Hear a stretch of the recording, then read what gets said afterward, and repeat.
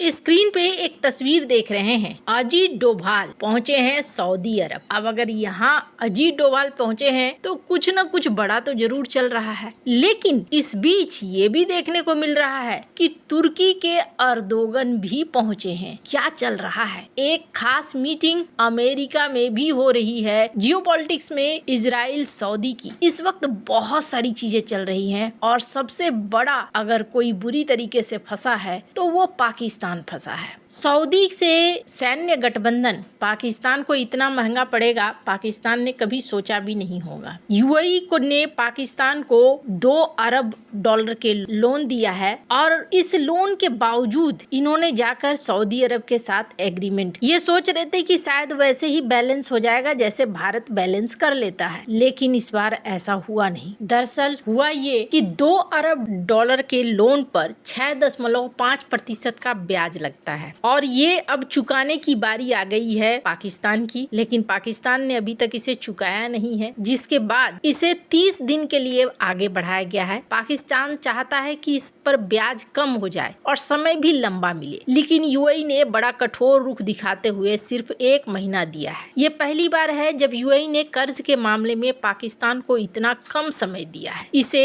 Saudi और UAE के तनाव से जोड़ा जा रहा है। पाकिस्तान हालिया समय में खुलकर सऊदी के साथ खड़ा दिखा। ऐसे में यूएई ने पाकिस्तान के पेच कसने के संकेत दिए हैं। यूएई ने सख्त रुख कायम रखा है तो मुश्किल आर्थिक हालात से गुजर रहे पाकिस्तान के सामने बड़ा संकट खड़ा हो गया है। यूएई ने 1-1 अरब डॉलर के 2 लोन को आगे बढ़ाया है। ये लोग 16 और 22 जनवरी को मैच्योर हो गए थे। अब कर्ज को 1 महीने के लिए आगे बढ़ाया गया है ताकि अवधि और ब्याज दर पर आगे की बातचीत के लिए समय मिल सके। पाकिस्तान 2 साल के रोल ओवर और ब्याज भी 3% करवाना चाह रहा है। सरकार के सीनियर अधिकारियों ने इसको लेकर ये कहा है कथित तौर पर कि एक अनुरोध किया गया है, लेकिन शहबाज के अनुरोध को खारिज कर दिया गया है यूएई की तरफ से। ये तो होना ही था। 2 नावों की सवारी अक्सर डुबो देती है और ऐसा ही सीन होता हुआ दिख रहा है। कहते हैं ना, जब मुसीबत आती है तो चारों तरफ से आती है। कुछ ऐसा ही देखने को मिला। तुर्की के राष्ट्रपति रजब तैयब अर्दोगन ये पहुंचे हैं सऊदी अरब और इन्होंने क्राउन प्रिंस मोहम्मद बिन सलमान से मुलाकात। अर्दोगन के मंगलवार को रियाद पहुंचने और एमबीएस से बैठक ने दुनिया और खास तौर पर पाकिस्तान का ध्यान खींचा है। दुनिया इसलिए इस मुलाकात को देख रही है क्योंकि ये दोनों न सिर्फ एक दूसरे के दुश्मन थे बल्कि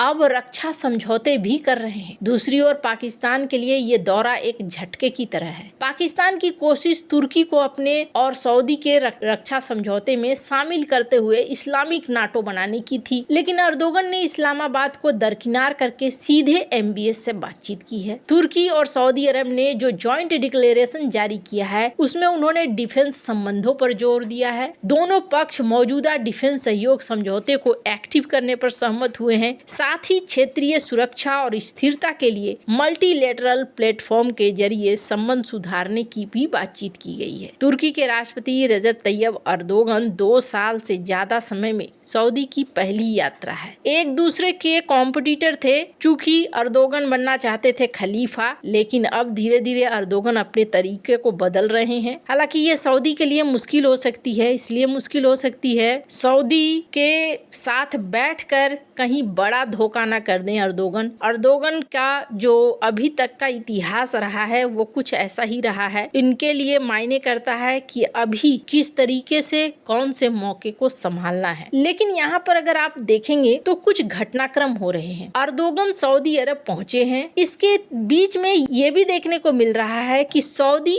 और इजराइल के अफसर ये डीसी में मिले हैं और यहाँ पर मिलने के बाद कहा जा रहा है कुछ बेहद खास जो ईरान से संबंधित था इसे शेयर किया गया। एक्सियोस के इस आर्टिकल के अनुसार ये बातें कही जा रही है कि ईरान पर खास तौर पर हमले को लेकर जो बैठक थी वो बैठक हुई। इस बैठक में CIA भी कथित तौर पर शामिल था। जो बिहाइंड द सीन की बात हो रही है, इजरायली मिलिट्री इंटेलिजेंस के जो चीफ हैं वो और CIA साथ ही साथ सऊदी के अफसर, ये तीनों यहाँ बैठे थे और तीनों ने बैठकर बातचीत की है। अब यहाँ पर आप एक कड़ी मिलाएंगे और देखेंगे तो ईरान को लेकर ऐसा लगता है कि फैसला लिया जा रहा है। सऊदी में अर्दोगन की यात्रा यूं ही नहीं है और सऊदी के अफसरों की यात्रा CIA और मोसाद से से मुलाकात वो भी यूं ही नहीं है। पर इसी बीच एक और चीज देखने को मिल रही है, और वो चीज देखने को मिल रही है कि पाकिस्तान को इसमें कहीं भी शामिल नहीं किया गया। और अचानक से सोशल मीडिया पर एक तस्वीर अजीत डोभाल की पहुंची है। यूएई के साथ बढ़ते तनाव के बीच भारत के national security adviser Ajit Doval Saudi Arab पहुंचे हैं। माना जा रहा है कि वो पाकिस्तान सऊदी रक्षा संबंध, सऊदी यूएई तनाव और डोनाल्ड ट्रंप के गाजा पीस प्लान पर बात कर सकते हैं। यहाँ तो साधारण तौर पर ये बातें कही जा रही है, लेकिन अजीत डोभाल का ये दौरा भारत और सऊदी अरब के बीच बढ़ते स्ट्रेटेजिक सिक्योरिटी सहयोग को दिखलाता है। रियाद में भारतीय दूतावास के मुताबिक डोभाल का एयरपोर्ट पर सऊदी अरब में भारत के राजदूत डॉक्टर सुहेल एजाज खान, सऊदी अरब के राजनीतिक मामलों के उप मंत्री राजदूत डॉक्टर सऊद अल साती ने स्वागत किया है। 28 जनवरी को सऊदी अरब ने जम्मू और कश्मीर के पहलगांव में हुए आतंकी हमलों के साथ साथ दिल्ली के लाल किले में हुए आतंकी घटना की निंदा की थी। खास बात यह भी है कि उसी दिन स्ट्रेटेजिक पार्टनरशिप काउंसिल की पॉलिटिकल काउंसलर और सिक्योरिटी कोऑपरेशन कमेटी के तहत भारत सऊदी अरब सिक्योरिटी वर्किंग ग्रुप की तीसरी मीटिंग रियाद में हुई थी। अजीत डोभाल सऊदी अरब के साथ मिडिल ईस्ट तनाव, ईरान अमेरिका तनाव, Pakistan Saudi strategic defence partnership पर भी बातचीत कर सकते हैं। हालांकि भारत सरकार की तरफ से ज्यादा जानकारी नहीं दी गई है। 28 जनवरी को हुई बैठक के दौरान दोनों देशों ने चल रहे सुरक्षा सहयोग की पूरी समीक्षा की थी। ग्लोबल और रीजनल लेवल पर आतंकवादी ग्रुप से होने वाले खतरों पर भी बातचीत हुई थी। उन्होंने उग्रवाद, कट्टरपंथ का मुकाबला करने, टेरर फाइनेंसिंग से लड़ने, आतंकवादी नेटवर्क्स द्वारा टेक्नोलॉजी के गलत इस्तेमाल को रोकने, इन सब को लेकर बातचीत की थी। लेकिन अब देखने वाली बात होगी कि इतने बड़े बड़े जमावड़े यहाँ पर लग रहे हैं तो कुछ तो जरूर है। अब क्या ये ईरान को लेकर है? ईरान को लेकर अभी भी फैसला लेना बचा हुआ है और डोनाल्ड ट्रंप के फैसले के आधार पर ही होगा। अभी ये भी कहा गया कि अमेरिका ने अरब सागर में ईरानी ड्रोन को मार गिराया है और जो अमेरिका की तैनाती है वो चारों तरफ से पूरी तरीके से तैयार तैनाती लग रही है। अब ईरान से बातचीत चल रही है और इस क्रम में ये बैठकें हो रही हैं। अब इन बैठकों का क्या आउटपुट होता है वो आने वाले दिनों में जरूर देखने को मिलेगा। वैसे इन सब में बस एक ही चीज दिख रहा है और वो ये कि पाकिस्तान साइड होता जा रहा है। थोड़े समय के लिए राजनीति के पटल पर ये निकलकर सामने आया था, पर अब अचानक से उसी तरीके से गायब होता हुआ भी दिख रहा है। आपको क्या लगता है? इन सब मामले में आपकी क्या राय है? कमेंट कर जरूर बताएं। जल्द मिलते हैं अगले वीडियो में नई खबर के साथ।